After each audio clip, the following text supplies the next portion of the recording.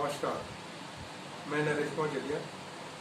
आज आपके सामने सोशियोलॉजी का एक टॉपिक सोशल स्ट्रेटिफिकेशन यानी कि सामाजिक स्तरीकरण, उसके बारे में आपको बताने जा रहा हूँ। सामाजिक स्तरीकरण यानी कि समाज के अंदर हम देखते हैं कि सभी व्यक्ति समान नहीं है, बल्कि उनके बीच में कोई न कोई आधार पर अलग अलग तरह का एक स्तरीकरण पाया जाता है, स्तर पाया जाता है। यानी कि कोई न कोई उच्च और निम्न के आधार पर हम समाज के लोग बटे हुए हैं। समाज की यही व्यवस्था सामाजिक स्तरीकरण कहलाती है। यानी कि स्तरीकरण, हालांकि समाज के अंदर हम इसको नकारात्मक या सकारात्मक दोनों रूप में दे सकते हैं, लेकिन समाज के अंदर सामाजिक स्तरीकरण का एक प्रकारात्मक योगदान भी है। क्योंकि समाज के अंदर सभी व्यक्ति यदि समान होंगे तो दूसरे व्यक्ति जो होंगे उसके अंदर नियंत्रण रखना समाज के अंदर संभव नहीं होगा। यानी कि सामाजिक नियंत्रण को बनाए रखने के लिए, समाज की व्यवस्था को बनाए रखने के लिए काफी हद तक सामाजिक स्तरीकरण बहुत जरूरी होता है। अगर हम इसकी सिंपल से मीनिंग की बात करें तो सामाजिक स्तरीकरण का मतलब होता है समाज के अंदर जो विभिन्न इकाइयां होती है उनके बीच उच्चता और निम्नता का एक क्रम पाया जाता है। इसी क्रम यानी कि व्यवस्था को हम सामाजिक स्तरीकरण कहते हैं। यानी कि जिस प्रकार जमीन के अंदर यानी कि भूगर्भ के अंदर अलग अलग जो जमीन की परतें होती है वो अलग अलग तरह की होती है, लेकिन एक दूसरे से क्रमबद्ध और व्यवस्थित रूप से जुड़ी होती है। इसी प्रकार समाज के अंदर हम देखते हैं कि बहुत सारी इकाइयां हैं, वो इकाइयां एक दूसरे से जुड़ी हुई है, लेकिन साथ में एक दूसरे के साथ समान रूप से जुड़ी नहीं है, बल्कि एक दूसरे से उच्च या निम्न आधार पर जुड़ी हुई है। तो समाज के अंदर इस तरह जो एक उच्चता और निम्नता का क्रम पाया जाता है, एक व्यवस्था पाई जाती है, उसको हम सामाजिक स्तरीकरण कहते हैं। हम देखते हैं कि आयु के आधार पर, लिंग के आधार पर, हमारी जाति के आधार पर, धर्म के आधार पर, संपत्ति के आधार पर, व्यवसाय के आधार पर हम अलग अलग भागों में विभाजित हैं। और इनकी जो सामाजिक मान्यता, इनके साथ जो सामाजिक मान्यता या सामाजिक मूल्य जो जुड़े हुए हैं, उसके आधार पर समाज में व्यक्ति का स्थान होता है। यानी कि व्यक्ति का स्थान समाज में क्या होगा वो डिपेंड करता है कि वो किससे जुड़ा होगा और उसकी समाज में क्या मान्यता या समाज में क्या वैल्यू यानी कि सोशल वैल्यू क्या, उसके आधार पर व्यक्ति का स्थान होता है। उसी आधार पर समाज के अंदर हम एक व्यवस्था देखने को मिलती है, इसको हम सामाजिक स्तरीकरण कहते हैं। सामाजिक स्तरीकरण की हम विशेषताओं की बात करें तो सबसे पहली बात आती है कि इसमें सामाजिक जो स्तरीकरण है उसमें सामाजिकता पाई जाती है। यानी कि सारा समाज जो है वो अलग अलग आधार पर जो बटा हुआ, उसके साथ समाज के जो है धारणा जुड़ी हुई है। यानी कि समाज के अंदर जो स्तरीकरण की व्यवस्था है उसमें समाज का जो सोच है, अप्रोच है, वो काफी हद तक जुड़ी हुई है। यानी कि समाज इसको मान्यता प्रदान करता है, समाज इसको स्वीकृति प्रदान करता है। तो सामाजिक मान्यता होने के कारण इसके अंदर सामाजिकता पाई जाती है। सामाजिक स्तरीकरण जो है उसको लोग बुरा नहीं मानते हैं या समाज के अंदर इसको गलत नहीं माना जाता है। इसी आधार पर इसका सामाजिकता का पहलू जुड़ा हुआ है। फिर प्राचीनता के आधार पर अगर हम इसको समझें, यानी कि सामाजिक स्तरीकरण आज की बात नहीं है बल्कि सदियों से चली आ रही है। ये होता है कि जो सामाजिक स्तरीकरण के जो आधार होते हैं वो समय के हिसाब से परिवर्तित होते रहते हैं। आज संपत्ति की वैल्यू है, हो सकता है प्राचीन समय में संपत्ति की वैल्यू नहीं थी तो स्तरीकरण का आधार अलग था। समय के हिसाब से और जो जो समय का परिवर्तन होता रहता है उसके आधार पर इसके आधार परिवर्तित होते रहते हैं। लेकिन हम देखते हैं कि प्राचीन समय में भी और सदियों पहले भी सामाजिक स्तरीकरण पाया जाता, तो इसका जो आधार है उसमें प्राचीनता हमको देखने को मिलती है। फिर इसका यूनिवर्सलाइजेशन यानी कि सार्वभौमिकता पाई जाती है।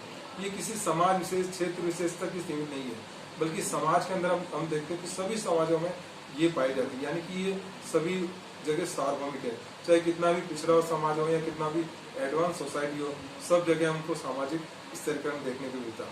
ये हो सकता है उसके आधार अलग अलग हो, कहीं शिक्षा को ज्यादा महत्व दिया जाता, संपत्ति को ज्यादा महत्व दिया जाता, या जो लोकाचार और रूढ़ियाँ है, अगर एडवांस सोसाइटी है तो उसमें आधुनिक जो आधार है उसको महत्व दिया जाएगा, अगर सोसाइटी बैकवर्ड है तो उसमें प्राचीन आधार को महत्व दिया जाएगा। लेकिन कहीं न किसी आधार पर सामाजिक स्तरीकरण पाया जाता है सभी समाजों में, तो इसको हम सार्वभौमिक रूप से सभी जगह देखने को मिलता है। फिर इसके अंदर इसके जो स्वरूप होते हैं वो काफी हद तक अलग अलग होते हैं। यानी कि समय के हिसाब से इसके फॉर्म्स यानी कि स्वरूप चेंज होते रहते हैं। प्राचीन समय में आप सभी को पता होगा कि दास प्रथा चलती थी, तब दास और उसके मालिक के रूप में एक सामाजिक स्तरीकरण पाया जाता। दास को खरीदा जा सकता था, बेचा जा सकता था, लेकिन आज के समय में दास प्रथा कहीं भी देखने को नहीं मिलती है। फिर इसी प्रकार जागीर प्रथा चलती थी, इसमें जागीरदार होते थे और भूमिहीन श्रमिक या किसान होते थे या दूसरे ऐसे लोग होते हैं जिनके पास जमीन नहीं होती थी। इस प्रकार उनके अंदर स्त्रीकरण पाया जाता था।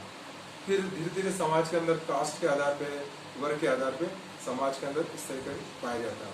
कास्ट जैसे भारतीय समाज की बात करते हैं तो हमारे समाज के अंदर ब्राह्मण, वैश्य, क्षत्रिय, शूद्र, इन मुख्य जो 4 वर्ण है उसके आधार पर जो जातियाँ बनी हुई है उसके अंदर स्त्रीकरण देखने को मिलता है। इस पर वर्गों के आधार पर हम देखते हैं समाज के अंदर हायर क्लास है, मिडिल क्लास है, लोअर क्लास है, इनके बीच में स्त्रीकरण देखने को मिलता है।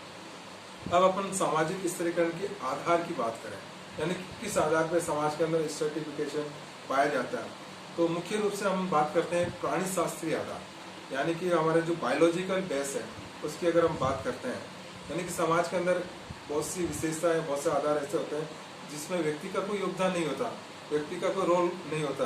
वो बाई बर्थ या बायोलॉजिकल जिस रूप में या जिस जाति में, धर्म में, संस्कृति में उसमें जन्म लिया, उसके आधार पर उसका समाज के अंदर जो स्टेटस है वो निश्चित हो जाता है।